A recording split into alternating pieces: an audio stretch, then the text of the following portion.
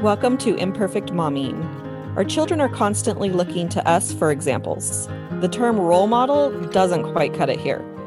We are shaping their worldview with every move we make. You see, it's not in the lectures we give or moments where we are actively attempting to teach them. It's in the micro movements we make, the unconscious ways in which we navigate life. We are constantly teaching our children how to show up for themselves, their friends, their future partners, and even their future children. So what can we do to ensure we are raising thoughtful, compassionate, self-aware human beings? We have to become them ourselves. No one is perfect, but we can still all be better, and it starts with self-healing. Let's get to it.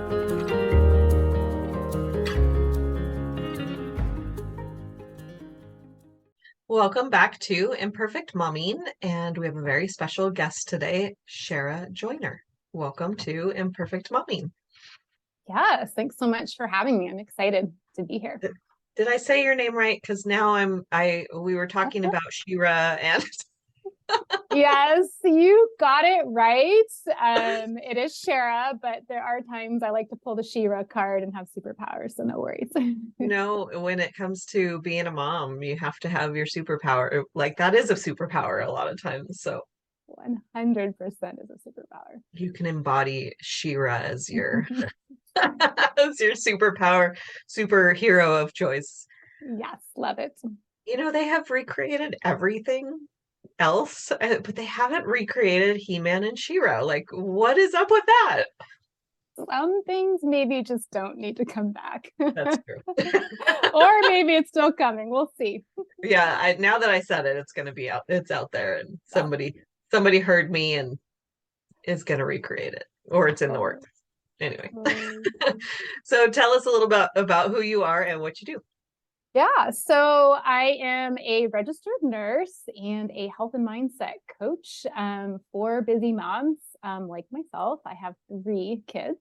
And I work with moms just trying to figure out how to add in all the things we need to do for our health that we don't have time for. So it's, getting on that healthy train without losing your mind, just through some basic strategies that you can just make some tweaks throughout your days and hopefully get some good results in the long run. This is very aligned timing because for me, my dad passed away in April of last year. And so and I turned 40 last year and all of the things. So it's just like everything kind of yep. aligned in like, okay, I like really need to and want to, I'm taking need to out of my vocabulary. I really want to be healthy. And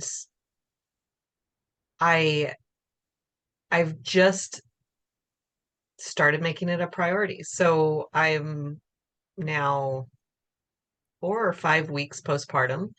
I was a surrogate. I carried twins. I had a C-section for the first time. Wow, that's a lot more to add to your body.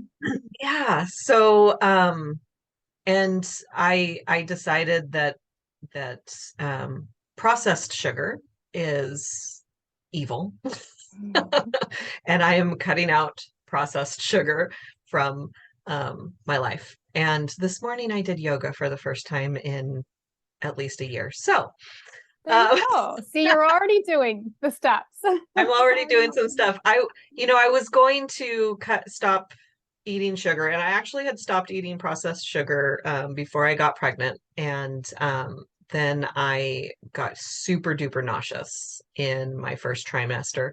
I guess when there's 2 babies in there, you take everything and multiply it by 1 billion, and that's what you're present. That's what you're pregnant. That sounds about right. And so my nausea was crazy, and I was like, you know what? If I'm doing whatever I can, my strategy of getting rid of nausea was just eat until you don't notice the nausea anymore. Which worked for the most part, but I was like, I'm not going to limit myself This is the last time I'm going to be pregnant. If I'm craving something, I'm going to eat it. If it feels good in my body, I'm going to eat it. And then once I'm postpartum, then I'll work on the different things. So Yeah. Well, I love what you said, what feels good for your body, because honestly, that's the message that I feel is often missing from a lot of programs about, dieting and all these like restrictive plans you can follow, is that it doesn't always work with your lifestyle, or kids get sick, or there's just so many things that just don't feel right in the moment. And so you're not going to prioritize it. And that's why I take a different, more gentler approach, knowing that we're busy moms, things come up. Like, I don't want to give somebody a protocol to follow and be like, all right, follow this and you'll have all the results you want. That's just not, the way you do it anymore. It doesn't create a sustainable lifestyle by any means. It just stresses everybody out. And then we're cranky mommies. yeah, right. It is really hard to not eat sugar and like but it's my choice because I want to limit the amount of sugar I put into my body. It's so processed. It's not necessary. It's just in everything. And then, my brother calls my mom and says, bring donuts tomorrow. And I'm like, I want to bring donuts and then I want to eat one. Yes. And so it's a true addiction. Sugar is an addiction, 100%.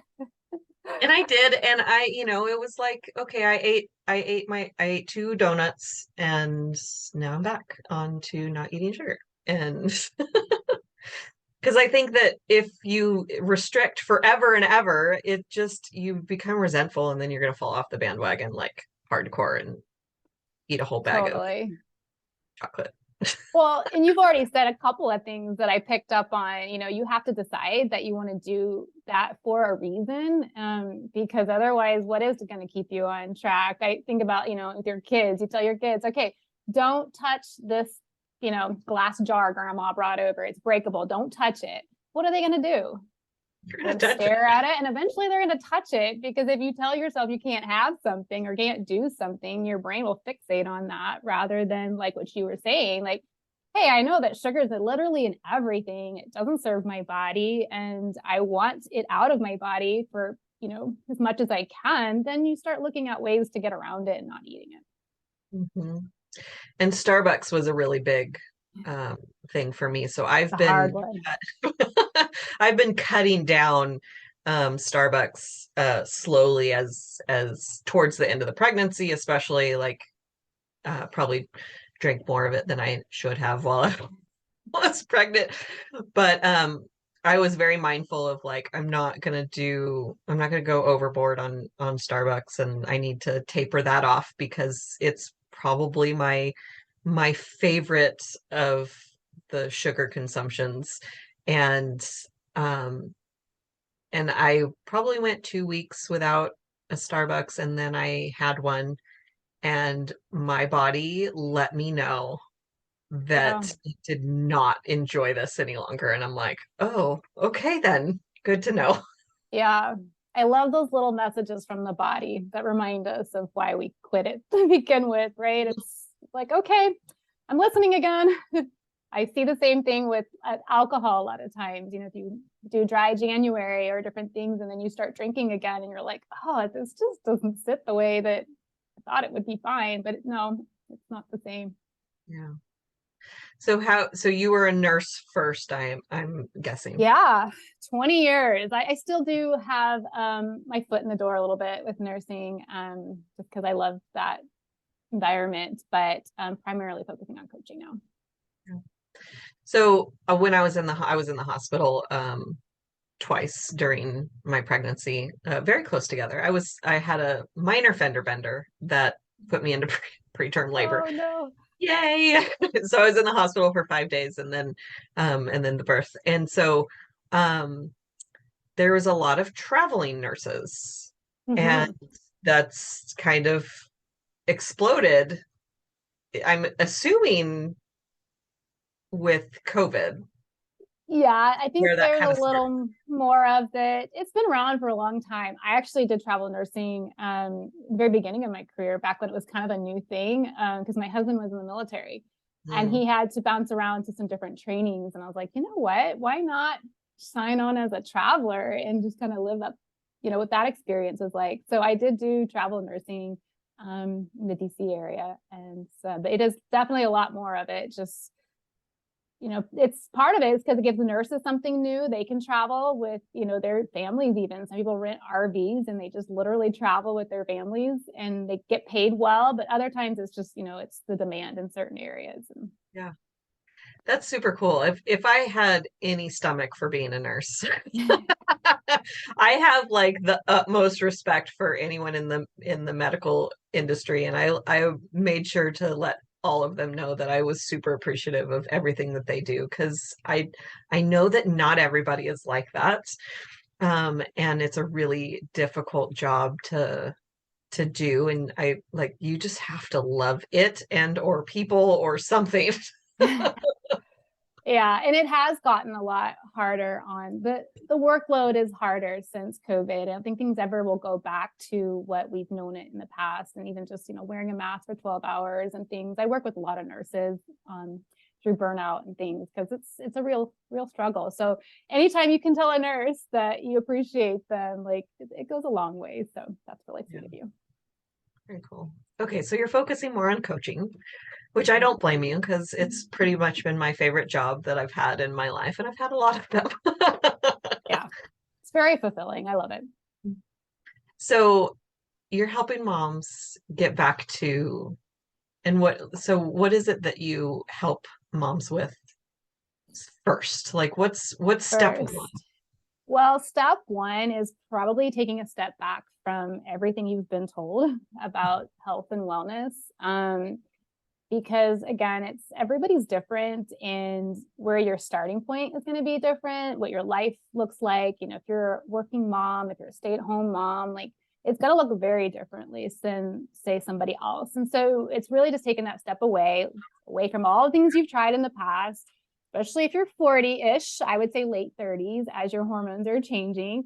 What you tried when you were in your 20s is not going to work. I'll tell you, I've yet to see anybody succeed on the old style of dieting and exercising to lose weight that stays off. Your hormones just factor in. So I always tell people, let's start with a blank slate and look at where you want to go in your health. And we create a plan that works, in their life. And I take them through what I call like the 5 pillars. So it's like the basic foundations. Make sure you're doing these 5 things, and then we can add other stuff.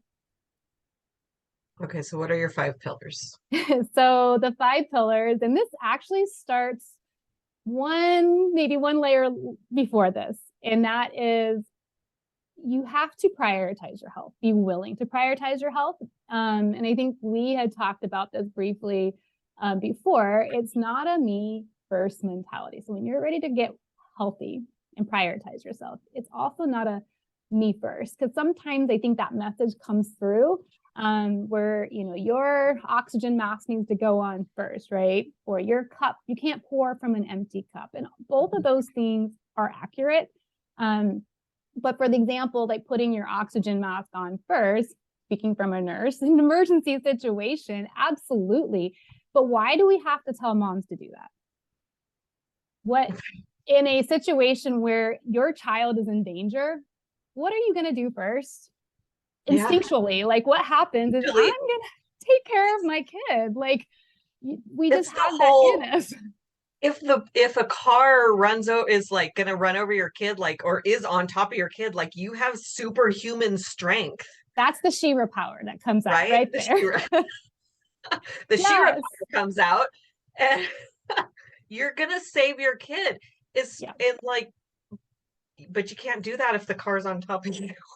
Right. So in circumstances where like our emergency type situations, the mama bear wants to come out, but you have to be like, no, you need to think about safety first and taking care, put your oxygen mask on first, or you're not going to save either one of you.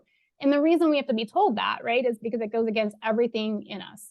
Well, when it comes to our health and our wellness, I can't tell a mom, go take care of yourself first. They look at you like, I don't have time for that. Like, no, I'm taking care of my kids. And so I've kind of switched it to it's me too. Mommies have needs too. And it allows that like, oh, well, of course I have needs. And we can digest that a little bit better than somebody who's like, make sure you eat first and make sure you're exercising, all these things, then take care of your kids, or you can't take care of your kids. And then you have moms waking up at 5 a.m. and going to the gym and they have no sleep. And that's not a happy mommy either. I've been there and that didn't work so well for me long term. So that is probably the first part, is looking at your mindset of, you know what, I have needs because I'm a human and I'm going to find time to take care of those basic needs. And then we can go into those 5 pillars, which are basically caring for your needs. So we'll put a pin in the 5 pillars, but that's like the thing that came to my mind was, I wrote a blog on this too. When I would make toast, and there's 2 pieces of bread and one piece is a little bit more burned than the other, I would take the more burned piece. Yes. That's a bad example because I actually kind of like a little bit of extra burn on my like my mom used to accidentally burn toast and she'd like scrape off the burned part and we'd give it to us, because you just didn't throw it away. You have to salvage it. Totally. So I kind of like a little bit of burn, but I don't know if it was the toast or there was a, time it's in my mind a lot, because like if there's a piece of chicken, I would give myself the smaller piece of chicken, or we put ourselves last a lot all the time. Yeah. So I'm glad that you start with this and that you've reframed it even to me too instead of me first, because that's like going from I am, having a belief of, I'm ugly to I'm the most beautiful person on the planet. You can't go from that belief to that belief. You have to take baby steps. Most of the time. There's some times that maybe that'll work, but for the most part, we need to give ourselves some baby steps. Baby steps to new beliefs. The all or nothing mindset gets us stuck all the time, right? Where it's like, oh, I could never do that, to I'm doing it all. And then neither one is healthy and neither one ends up working out long term. So it's finding that middle ground, that gray area a little more. Okay, so I'm curious about the 5 pillars. Yes. So the 5 pillars. So the first one for me is foundational, and that's the nutrition. Again, as a health coach, we focus a lot on nutrition, but again, it's not a diet necessarily. It's more of a lifestyle of making sure you are eating. And I cannot believe, and I can fall into this myself in my old patterns of how many times I go throughout my day not really eating meals. Start my day with coffee and then I'm on the go. Maybe I'll grab a protein bar thinking, okay, well, it's a healthy bar. It doesn't have sugar in it, or it's keto and keto's popular. So that's got to be healthy for me. And we survive on grazing and snacking all day long. You're at your desk working, it's a snack, and it's not nourishing ourselves in the same way as real food, like a balanced real meal. And so for me, the first thing that I work on with nutrition is, we're not going to give you a list of do not eats, even though, like we mentioned, sugar is something we know is not good for us. So we'll work on those as well. But the focus is, are you even eating enough of the right things? So for me, that looks like a high protein breakfast that I know is going to stabilize my blood sugar the rest of the day. I used to skip breakfast, I don't know, most of the time, maybe a smoothie if I was lucky. And switching that over to eating an actual meal for breakfast can really set your day up for success. So nutrition for me is number 1, is really watching if it's just the leftover goldfish, the burnt toast, the small piece of chicken. Like, we aren't going to be able to handle the stress loads of our lives as moms and busyness, like if we're eating crumbs. And hangry is a real thing. Like, I know a lot of moms that wish they could stop the yelling at their kids. And I would say, well, kids get cranky when they're hungry. So do we. Like, if you're not getting enough or the right kind of food, like that could really change your mood, It not for totally, better. totally can. And I know often, we talk about that dinner hour, right? As we're trying to get dinner on the table, and it's, usually around 3:30, 4 o'clock. Well, your blood sugar typically dips around that time. So I tell my clients all the time, you're going into that busy time where you're going to just lose it with your kids, you're snapping at your husband at this point, or your significant other, like you're just like not having it. Like, set yourself up for success and eat like a nice protein based snack, maybe half an hour before you kind of go into that time, and see if it makes a difference. The same way, like you're saying, when your toddler's throwing a fit, you're not like, what's going on with him? You're like, oh my goodness, he hasn't eaten in like 2 hours. Like, come here, let's eat something and you'll feel better. And guess what? He does. Mm-hmm. For sure. Okay, so that was the first pillar. So that's nutrition. Yep. So pillar number 2 is movement. As you mentioned, your yoga, doing that a little bit. So movement for me, that tends to get hyper focused on as moms, because we associate working out with a certain body type. And so I like to switch that narrative a little bit too, and learn to move in a way that honors your body.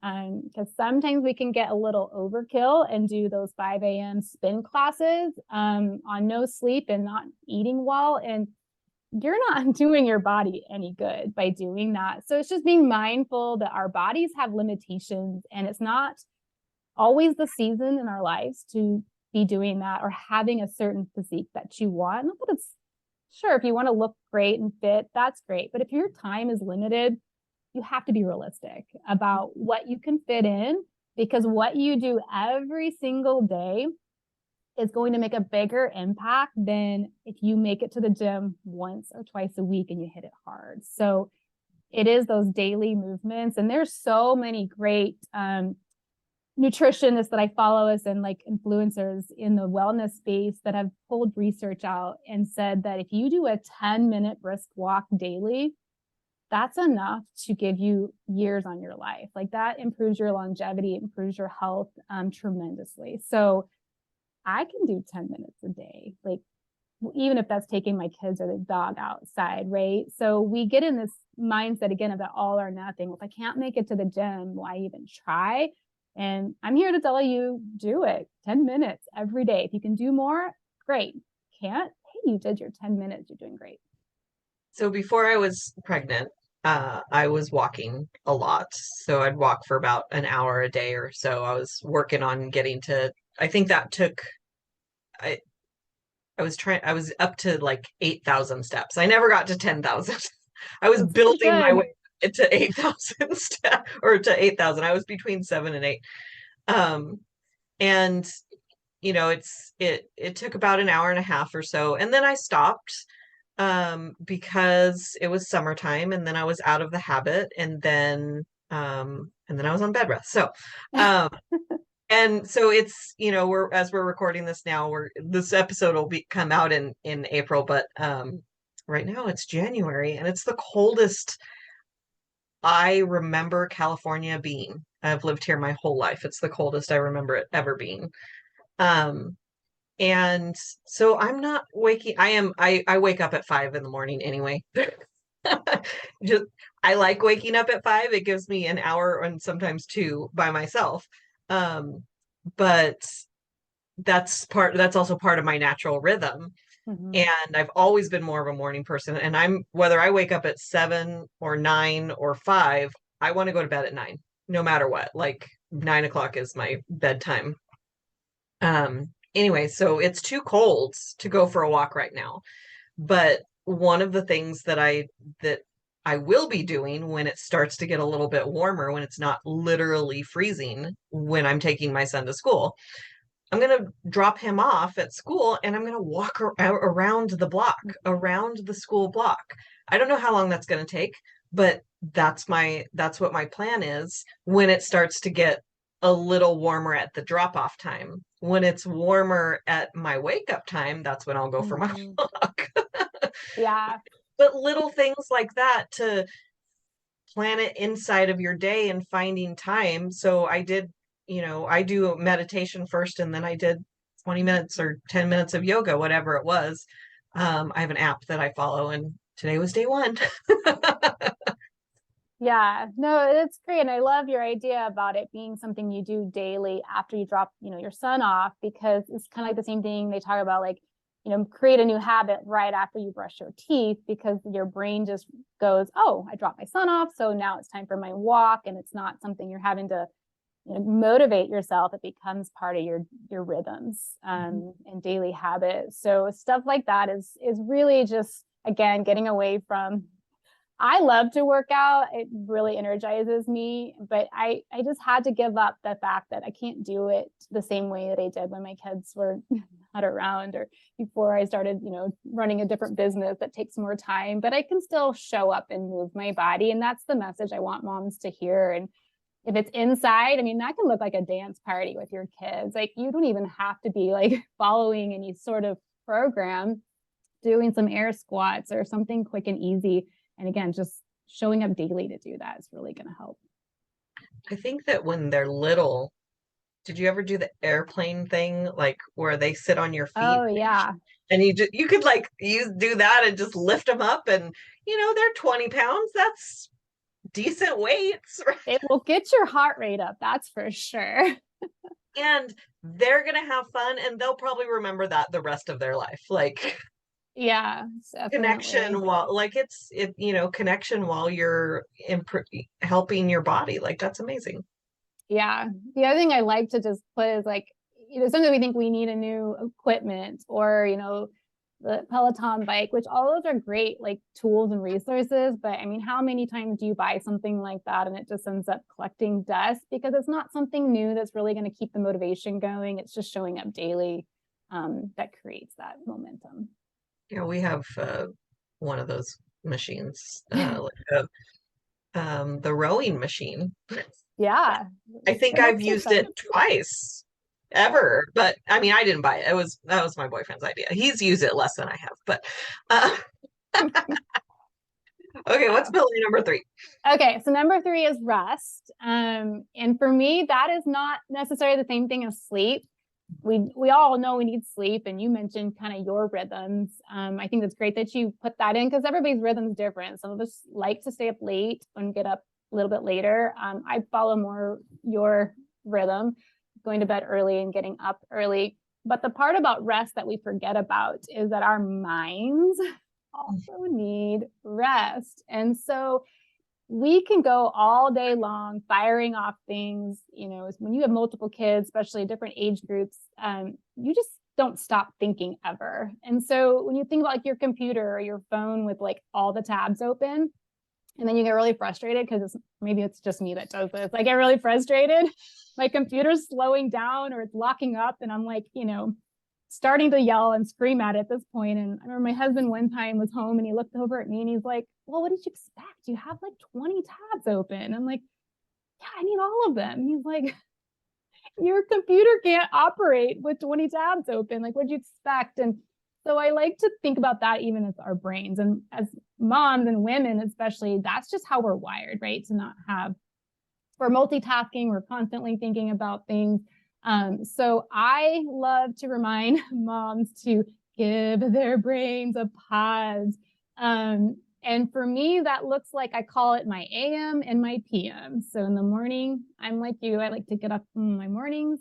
I journal, I meditate, I just kind of set myself ready for the day with a clear, blank mind.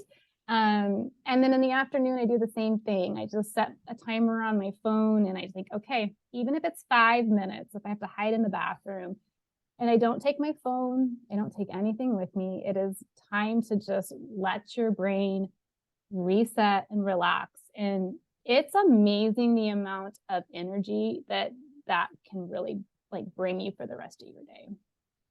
I'm gonna have to implement that, because so I took the sleep chronotype tests. Are you Oh familiar with yeah. sleep Hmm. chronotypes? So I'm a lion, Okay. and I'm a lion's. um, everything I'm a lion on everything. I'm a Leo. My last name's Lyons. Anyway, um, and so I have a friend that is a coach, and I'm in her coaching community and her coaching program, and she encourages everyone to take the sleep chronotype test. And she has it all broken down of when lions should be doing their hard tasks and when they should be doing Yeah. their easy tasks. And Okay. so 3 o'clock is like when my brain is like, meh. Yeah, I And think I took the same test because I feel yeah, that's familiar with me as were well. you a lion too? Yeah, and I think my husband was the one that was everything or something, of course, but Yeah, all right. I feel bad for dolphins. I think dolphins have it, or like they don't sleep. And I have it on my desktop, I think. Let's see if I can find it. But I noticed at 3 o'clock there's a writing group that I'm in, and and it starts at 3. And I was trying to do some writing at 3, and I was just staring at the computer. And I had like really good writing success until that point. interesting. And I had written in the morning, and most of when I was doing my writing was in the morning, but Mhm. then I can't, she has a morning session and an afternoon session. And because of um, the time of waking up and getting ready for school and taking my son to school and coming back home, I can't join till 8:30. And and then it's over by like 9. So there's that 30 minutes of writing time then. So I like to go to the 3 o'clock one, and I was just staring at the computer blankly, and my brain was just not having it. So I'm gonna try meditation at 2:30 or 3 and see, how that works. Because I think, let's see, eat lunch at 12, brainstorm and journal, exercise from 5 to 6. So um yeah, I'd rather do it in the morning. Yeah, I mean, there's definitely something to be said of that hard reset is really what you're doing. And sometimes it really can help. It helps me with my mood, even. Like, I'll just feel less, I'm just more calm when my kids are coming home. Like, I just don't feel like I have, like, my daughter's 13, almost 14, and she'll have like 100 things she needs to tell me, and like, mom, about this and what about this, or decisions. And I'm like, I maxed out on my decisions today. Like, we're no more making zero more decisions. But what I actually need to do is reset. And then my brain has the capacity to take on her 100 questions. I So love yeah, it'd be interesting to try it and see if that helps. But those, the sleep types it's interesting how I didn't dive into it too much, but I did take the test. I think my husband's the one that asked me, like, you need to take this. It was really yeah. cool. So So if you're listening and you don't know what we're talking about, I think I've mentioned it on the podcast before, but it's the Power of When quiz. Um, and I think you can just type that into Google and it'll come up. Otherwise, it's the sleep chronotypes. You can Google that as well. Um, and my friend got real deep into it and really builds her life and her business around the sleep chronotypes. And I take I take it with a grain of salt, because even her schedule that she's printed up that I'm looking at now is like, drink coffee from 7 to 10. Yeah, I'm drinking coffee at 5. Sorry. yes, it really depends on Wake the up, time of coffee. day you start. Yeah. So anyway, um, pillar, I think we're on number 4. Okay, so number 4 is mindset, which I know that's something that you're pretty passionate about, and understanding that our minds really do control our thoughts and our actions. Like, whatever you fixate on is what you're going to end up moving towards. So it's having a shift in your mindset about motherhood and about the busyness of motherhood and your time. Especially because if you wake up in the morning and you've already decided in your mind that I'm going to be tired and I don't have enough time to do anything that I want to do, you're not going to find a way out of that. So if you live in that scarcity mindset, you can't expect to find abundance outside of yourself. So for me, mindset is huge. And I intertwine that throughout all of these pillars, but I like to put it as a separate one so that everybody can pick up some sort of mindset practice that they want to do to just be aware of their thoughts. And for everybody that looks very differently, kind of like, the sleep type, some people need that morning wreath time to really set up their day, and that works well for me. But I have other friends and clients that that's hard for them to do. So you can create time later in the day or in the evening to journal or kind of sit with your thoughts. We even do things in my work like burn books. Like if you just struggling with a lot of resentment, which happens in motherhood, it's a real thing. Like before you go to bed, write out everything that comes to your mind, every emotion, and just write it all out and see, how that starts shifting the way you feel on a daily basis. So I love mindset. It's one of my favorites. Yeah, I could talk about mindset all day long. I won't, but I just I went live in my Facebook group yesterday for the first time because Facebook Lives it's not the first time, but a first time in a long time. Facebook Lives have really been a source of anxiety for me because everybody's like, you should do Facebook Lives, and I'm like, I don't like to talk to myself. It does feel like you're talking to yourself. And it feels like you're talking to yourself. And so, but I went live and I made it a podcast episode as well. And my son was saying how he can't hit the birdie when we were playing badminton, and he just kept saying he can't. And I kept encouraging him to like, well, I'm learning. I'm getting better. I'm learning and I'm getting better. And he didn't like that.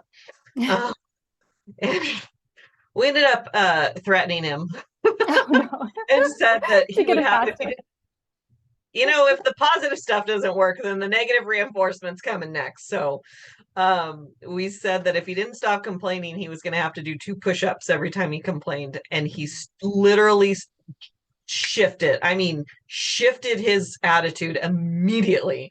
Yeah. And where I was like, oh, your attitude changed. And he's like, yeah, I don't want to do push-ups. That is awesome. Like that was pretty fun. So yeah, no, that's good. And I think there's times we have to just remember, like the way we talk to ourselves all day long, like we would never talk like that to our kids or to people we love. So, if we're all day just down on ourselves and, negativity, you're staying stuck in a place you don't want to be. So it's really, my biggest one, for a long time was overwhelmed. I'm like, oh, I'm so overwhelmed. Mm-hmm. And then one day I was actually working with a coach. It was a business coach. And she goes, you say that all the time, that you're so overwhelmed. I'm like, oh gosh, I kind of do. And she's like, what if you were to say, I don't do overwhelm? Mm. And I was like, that's interesting. So now anytime I'm like, oh, I'm taking on too much, I'm feeling overwhelmed, I'm like, nope, I don't do overwhelm. And it's amazing how something small like that really makes a big shift. Super. And it seems small, but it's so huge. And I heard a coach say yesterday that what if instead of seeing problems, that you see solutions waiting to happen? And I was like, oh, that's good. Mm-hmm. Yeah. So, yeah. Totally. No, those are great. Pillar number 5. So number 5, if mindset's my favorite to talk about, number 5 is my favorite to share because it's forgotten, I feel like, but it's creativity and play. Mm. And this kind of once again goes back to like our own kids. When we talk about like we have needs too, you have your gifts and your talents that are so unique to who you are. And in motherhood, we often put those aside. And then we wonder why we're losing ourselves in motherhood. And it's not that, again, it's not me first. It's not going to be like, I'm going to do now all these self-care and, I'm going to sign up for every class. I'm going to start, doing whatever I want to do. No, that's going to that other extreme. But we forget to use our gifts.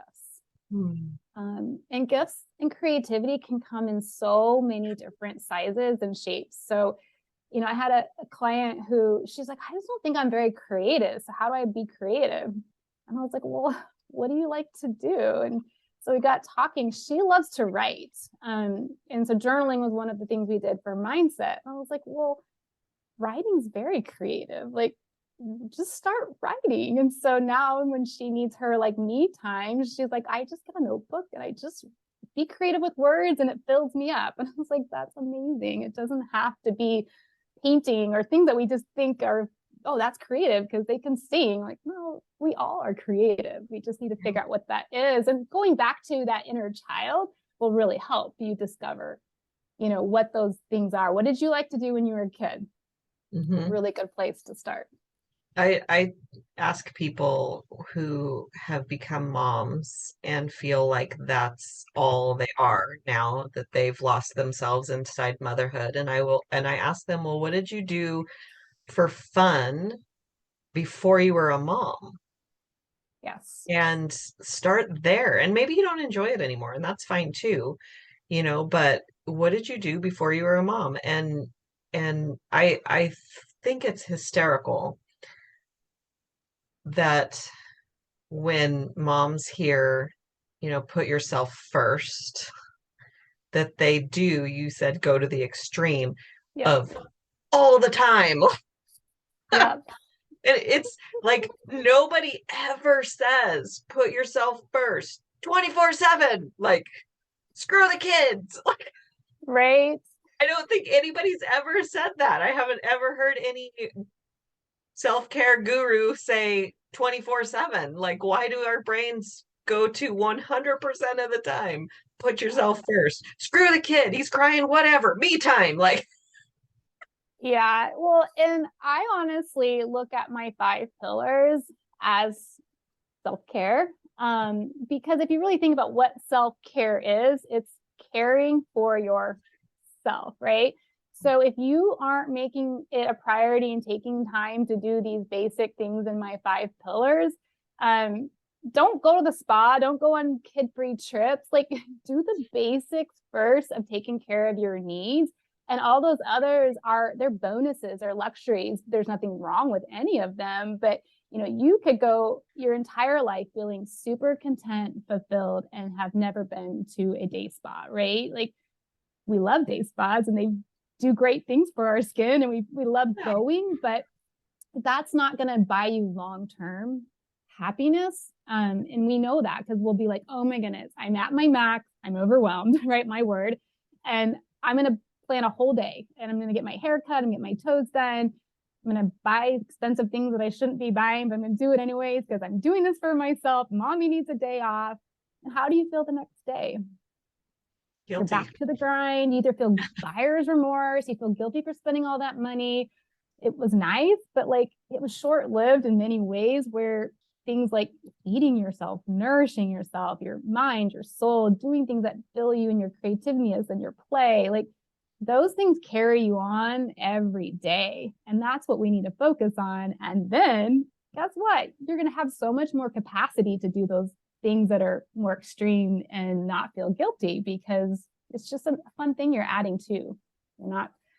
You're not going into it resentful and like, I'm just overwhelmed and done. Like, you're just going into it as, yes, one more thing for me. This is great. It's a treat. Yeah. Yeah, I don't think I've ever been to a day spa. But I like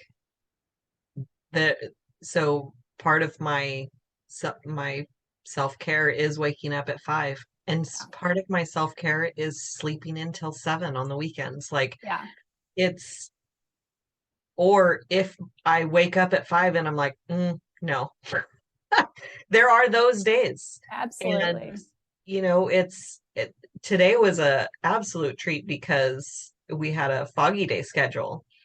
And so that means school started 2 hours or an hour later. And so it was 7 o'clock and I was, you know, going to wake up my son. And I was like, oh, wait, it's foggy day. He can sleep for an extra hour. And I was like, well, I'm going to give him the choice. Does he want to sleep for an extra hour? Does he want to have an hour of play? And so I Yeah. woke up and I said, hey, it's Pocky Day schedule. Do you want to sleep or do you want to play? And he goes, I want to play, and jumped out of bed. And I was like, you don't jump out of bed for school. Yeah. But you're capable of it. No, it's easy. But it's like, you know, we don't spend enough time asking ourselves, what do I need right now? What I will like that. serve me best in this moment? Right. Because you were saying it can vary from day to day. And, and that's why I love, staying in that gray area a little bit. Because, I heard you just say, like, there's some days, even though 5 a.m. is self-care to you, to have that time. And I'm the same way. I love that time. It really fills me up. And there are days where sleep needs to be the priority. And it's learning to recognize that in the moment, being like, it's not that I'm cheating myself out of what I need, or I didn't check the checkbox. So today today I'm pivoting because my need is sleep. I think that's, where a lot of moms need to start learning to live in that flow rather than such a rigid of, I need to do this, I should be doing this, and I can't do this. And learn to flow a little more. So good. Is there a piece of advice that you want to share with moms?